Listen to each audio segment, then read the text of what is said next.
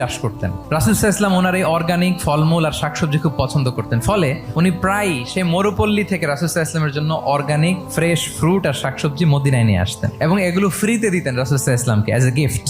আর কিছু শাকসবজি ফলমূল তিনি মদিনার বাজারে বিক্রি করতেন। তো একবার তিনি এসে রাসূল সাল্লাল্লাহু আলাইহি ওয়াসাল্লামকে অর্গানিক এই ফ্রুটগুলো দিয়ে বাকিগুলো মদিনার বাজারে বিক্রি করতেছেন।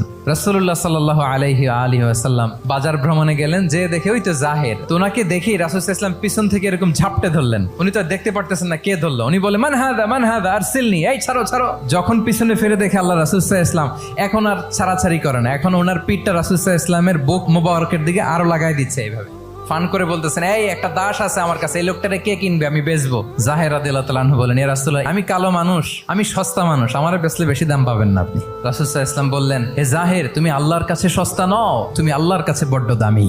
অনেক অনেক ভুরি ভুরি সিরাতের পরতে পরতে আপনারা পাবেন রাসূল সাল্লাল্লাহু আলাইহি ওয়াসাল্লামের সাথে সাহাবাদের ইন্টারেকশন কত চমৎকার।